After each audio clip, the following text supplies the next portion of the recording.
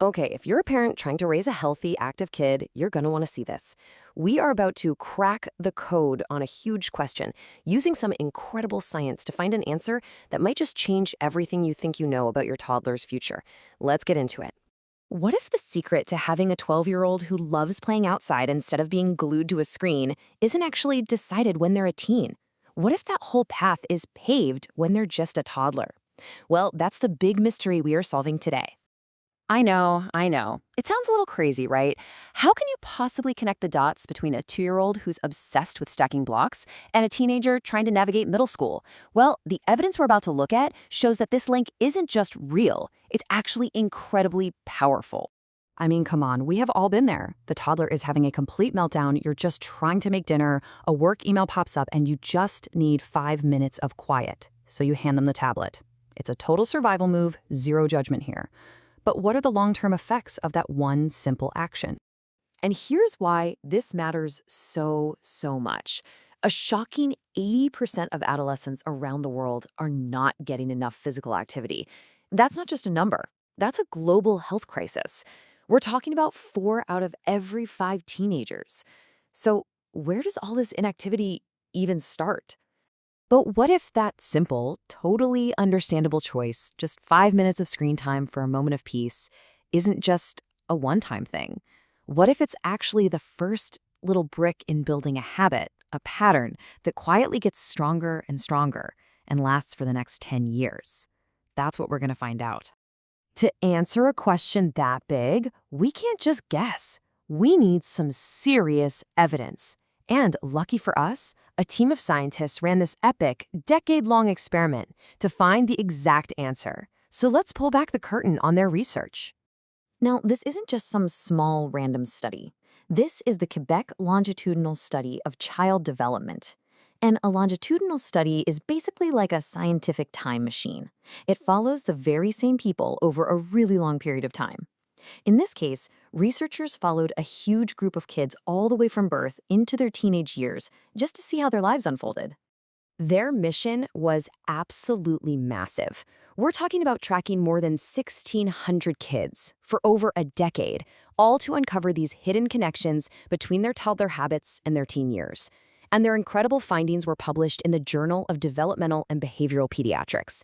In the science world, that means this is the real deal. So here's how their time machine actually worked. First, when the kids were just 2.5 years old, the scientists got reports from the parents about their daily habits, screen time, active play, the whole thing. Then they hit fast forward. A full decade later, they went back to those exact same kids, who were now 12, and got reports on their lifestyle straight from the source, from the kids themselves. Okay, so after more than a decade of work tracking all this data, the results were finally in. It was time to see if the habits of these tiny little toddlers could actually predict the lifestyles of teenagers.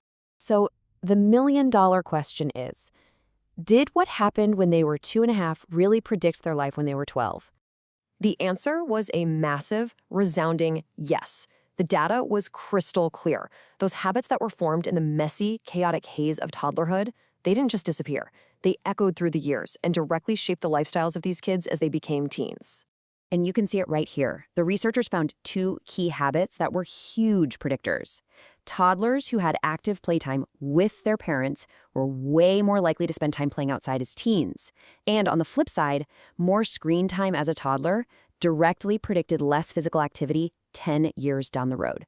The connection was just undeniable. And digging in a little deeper, these early habits predicted more outdoor playtime for both boys and girls later on. For girls specifically, it also predicted higher overall levels of physical activity. But here's the real kicker, and this is why this study is so powerful. The scientists controlled for all sorts of other things, like family income or mom's education level, to see if maybe those were the real reasons. But nope.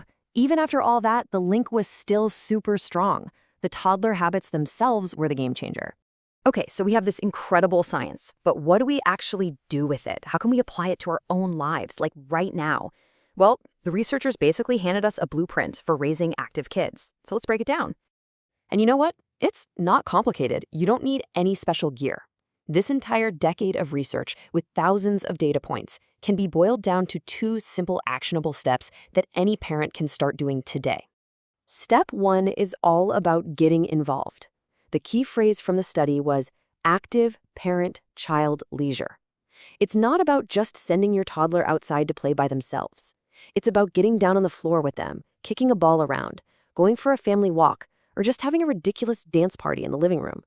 That shared activity is what literally helps wire their brain to love being active. And step 2 is, you guessed it, the other side of that coin. Remember what this study showed so clearly? Early sedentary habits, especially screen time, create a path toward being less active later. So this means being really mindful and intentional about screen use during those crucial toddler years, and maybe trading some of those 5 minutes of peace for something that gets them moving instead. And this is the most important part. This isn't about stressing about the future. The science shows that the amazing power to shape your child's healthy, active future is right here in your hands today. I mean, just think about that. The daily rhythm you set up right now, choosing to go to the park instead of turning on the TV, that's not just for today. It's a message you're sending to their future self. The small patterns you create at age 2 are laying the foundation for their health and their happiness at age 12, and probably for the rest of their life. So, in the end, it all comes down to this one question. It reframes that daily choice, doesn't it? It's no longer just a moment of survival. It's a choice between a short-term win for you and a long-term gift for them. The science is clear. The choice is yours, and it's one of the most powerful gifts you will ever give.